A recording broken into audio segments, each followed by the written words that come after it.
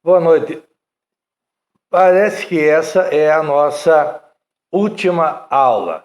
Então vamos terminar com a Lei 6.830, que nós estamos estudando, e vimos lá no artigo 10 que, não ocorrendo o pagamento, o fisco requer, e nem a garantia, não é, da execução, daí o fisco é que vai requerer a penhora.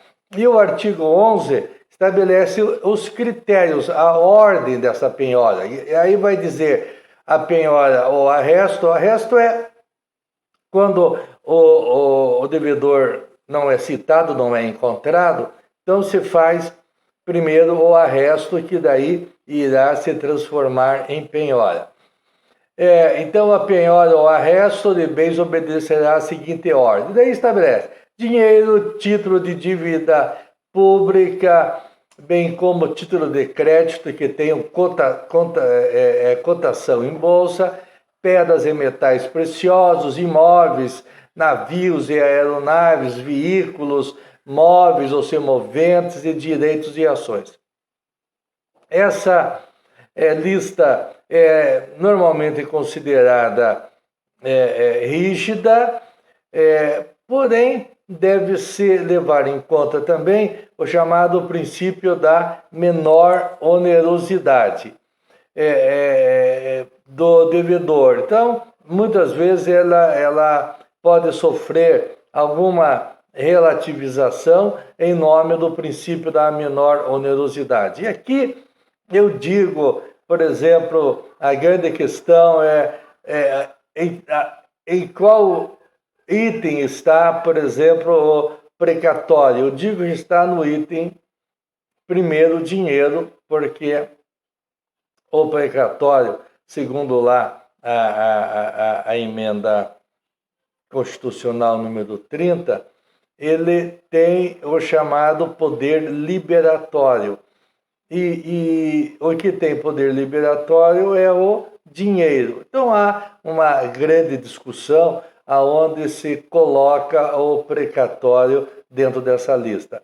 A maior parte dos tribunais tem colocado o precatório lá no final da lista, ou seja, no inciso 8º, que fala de direitos e ações. Mas isso é um tema ainda para ser muito discutido.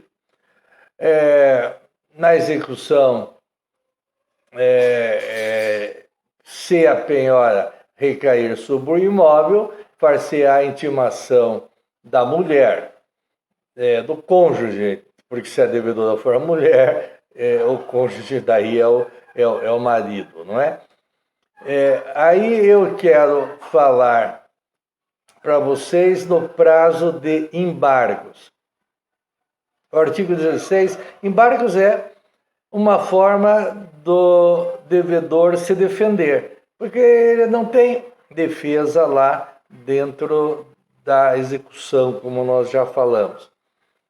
A não ser excepcionalmente, vamos dizer ainda hoje, a exceção de pré-executividade. Bem, mas então o devedor poderá oferecer embargos, e ali ele vai produzir todas as provas que ele entenda que possa afastar a liquidez e certeza do crédito tributário representado pela certidão de dívida ativa. Então, o executado poderá oferecer embargos no prazo de 30 dias, diferente do CPC, que fala em 15 dias. Aqui são 30 dias. A partir de quando? A partir do depósito em dinheiro que ele fizer, a partir da juntada da prova da fiança bancária ou do seguro de garantia, ou da intimação da penhora. O parágrafo 1º vai dizer: não são admissíveis embargos do executado antes da garantia da execução. Ou seja, tem que ter algum bem garantindo a execução, dentro daquela ordem lá do artigo 11, esse bem fica penhorado, porque caso rejeitados os embargos, esse bem daí vai para leilão, não é? Para pagar o crédito tributário. Então, não são admissíveis os embargos antes da garantia da execução. Daí, oferecidos os embargos, a fazenda, a embargada, ou que ao mesmo tempo a exequente, tem 30 dias para impugnar os embargos. Os embargos se constituem numa ação autônoma, que fica apensa ao processo de execução. E oferecidos os embargos, o processo de execução deveria automaticamente ser suspenso. Entretanto, não é esse o entendimento da maioria dos tribunais, não é esse o entendimento, por exemplo, do Superior Tribunal de Justiça, que diz que nem sempre o oferecimento dos embargos suspende a execução.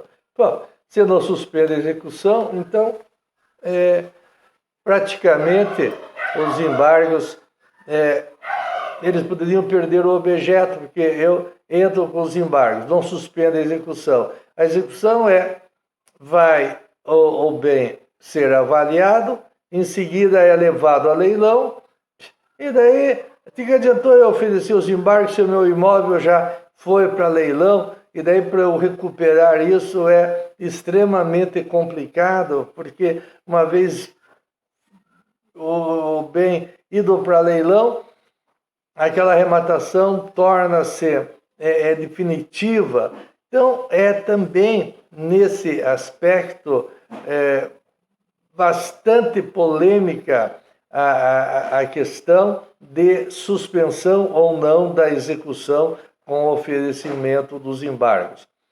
Os tribunais estão dizendo que não basta só para suspender a execução, não basta só a garantia do juízo. Há necessidade também de se demonstrar o perigo de mora. Ora, o perigo de mora é evidente.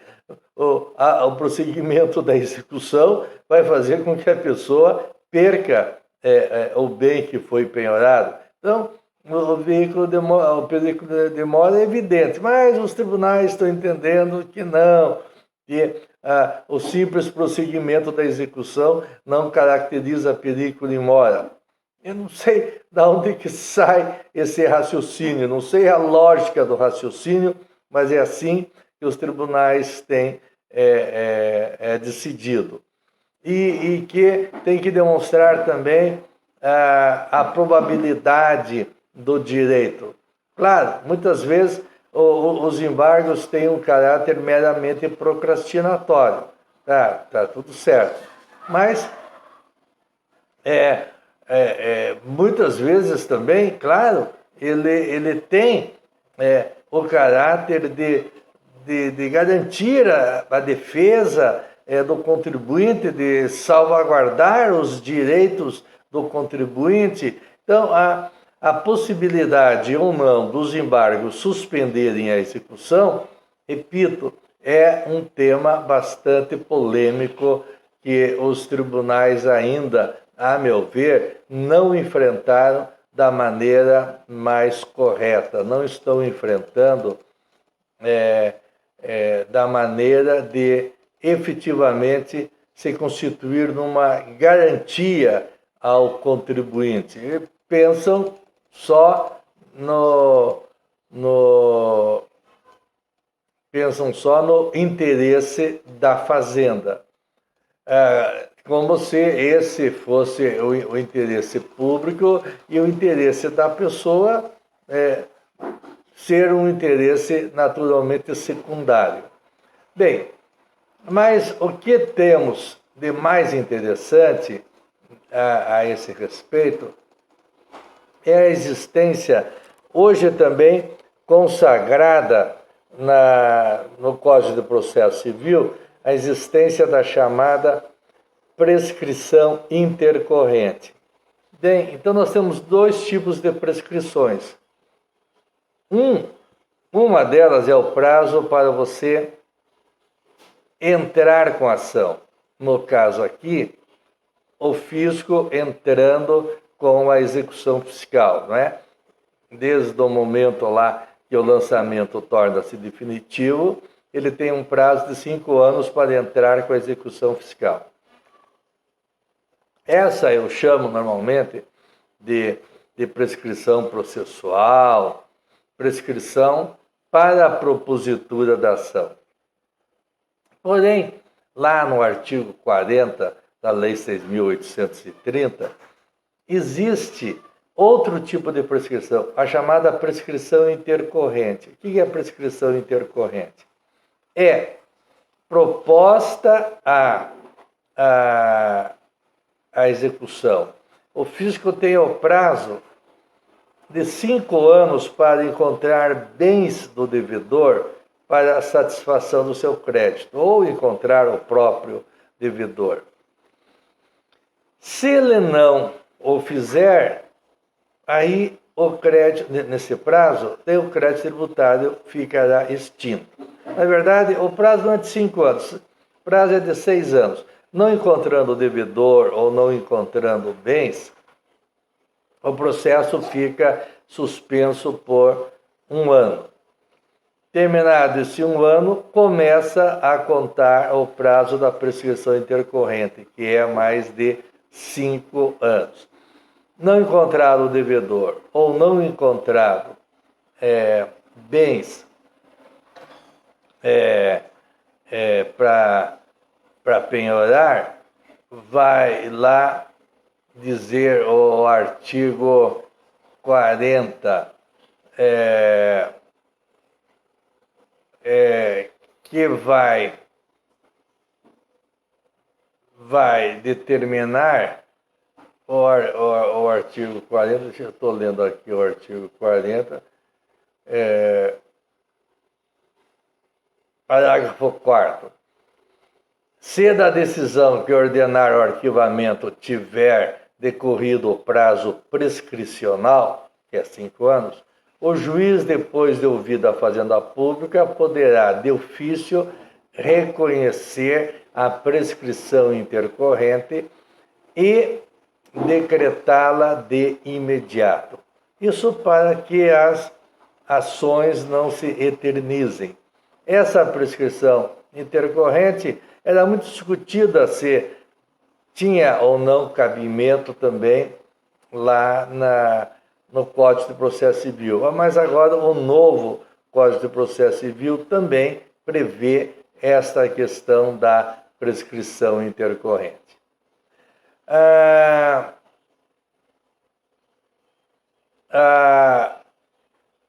Também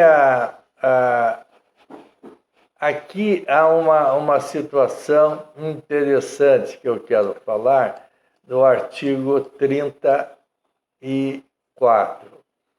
O artigo 34 vai dizer que das decisões, mas é que não existe mais decisão na execução fiscal. Então, seriam as execuções fiscais, aquilo que o juiz decidir, então, nos embargos. Se a execução for de valor igual ou inferior a 50 ORTNs, a questão é nós sabermos hoje a quanto equivale 50 ORTNs. Pode ser que esteja aí em torno de R$800. Tem um cálculo lá todo próprio para nós atualizarmos esse valor de 50 ORTNs. Então, nessas execuções até esse valor ou abaixo desse valor, não cabe recurso para os tribunais. O único recurso que cabe é o recurso de embargos infringentes, que é oferecido frente ao próprio juiz. Então, é o próprio juiz de primeiro grau que deu a decisão, é ele próprio que vai julgar. Então, só cabe embargos infringentes ou embargos de declaração. Bem, e finalmente, temos que falar sobre a exceção de pré-executividade.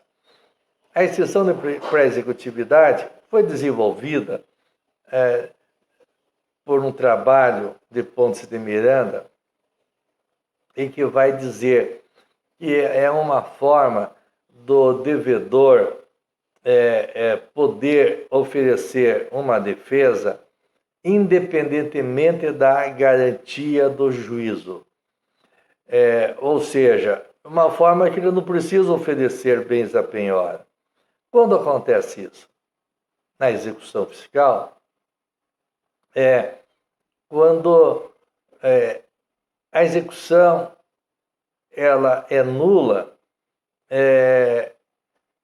e por ofender questões, por exemplo, de ordem pública. As questões de ordem pública relacionadas com legitimidade, relacionada com a liquidez, as questões de ordem pública, elas podem, relacionadas, por exemplo, com a prescrição, com a decadência, elas podem ser arguidas independentemente de embargos, independentemente de garantia do juízo. Por exemplo, entra-se com uma execução relativamente a um título de crédito que está prescrito. Então, a prescrição, repito, é considerada questão de ordem pública. E daí pode ser arguida através de mera petição dentro do processo de execução. Então, tem uma súmula, deixa eu achar essa súmula aqui.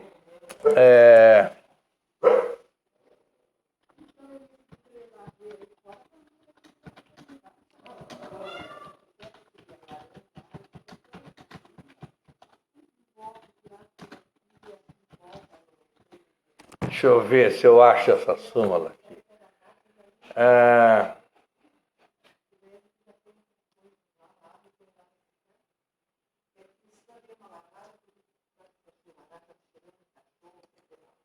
Deixa eu ver aqui qual é o número dessa súmula aqui, que vai nos falar que a exceção de pré-executividade ela pode ser arguida dentro da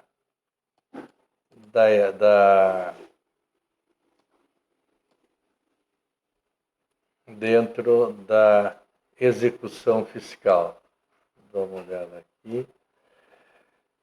Esse artigo vai falar: a exceção de pré-executividade é um instrumento de defesa incidental usado para arguir matérias de ordem pública que deveriam ser discutidas de ofício pelo juízo competente, desde que não seja necessária a dilação probatória. Ou seja, eu não posso entrar como uma exceção de pré-executividade para tentar provar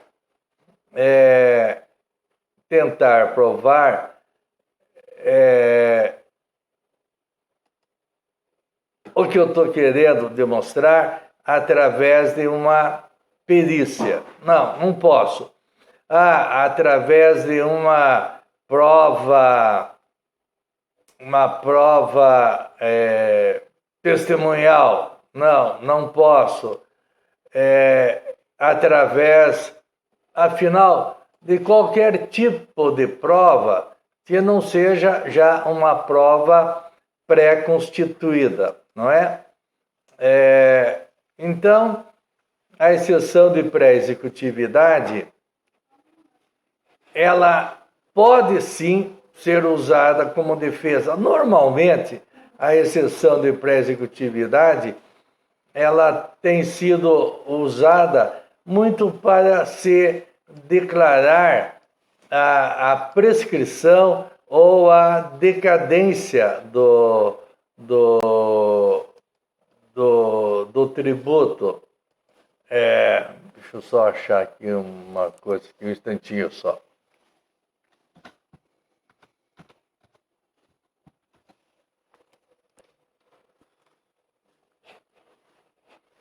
É a súmula agora, desculpe a demora, é a súmula 393 do Superior Tribunal de Justiça, que vai dizer que a exceção de pré-executividade é admissível na execução fiscal relativamente às matérias conhecíveis de ofício, que não demandem dilação probatória. Então, matéria conhecida de ofício, matéria de ordem pública, não é? Repito, prescrição, decadência, ilegitimidade, nulidade da CDA, que não preenche aqueles requisitos que nós falamos, né, em aulas anteriores. Então, o contribuinte tem essas duas formas de defesa. Em exceção de pré-executividade, que daí não depende de garantia do juízo, mas também não admite dilação probatória, não é? Tem que estar previamente já demonstrado aquele direito e através dos embargos à execução, que daí realmente precisa ir lá. Pode haver a dilação probatória, mas daí precisa a garantia do juízo. Muito bem. Então, agora só recordando para a nossa avaliaçãozinha, deem uma olhada lá nas hipóteses de extinção do crédito tributário, façam uma comparação daquelas hipóteses com as hipóteses de suspensão da exigibilidade do crédito tributário, as hipóteses de exclusão de crédito tributário, é tudo muito, muito, muito simples. Daí, deem uma olhada na ação lá de repetição de indébito, não é? Prestem ali atenção relativamente a tributos diretos, a tributos indiretos, a possibilidade ou não da repetição de indébito. E agora nessa lei 6.830, eu acho que nós daí não teremos nenhuma dificuldade aí para a nossa avaliação. Tudo bem? Então, até mais.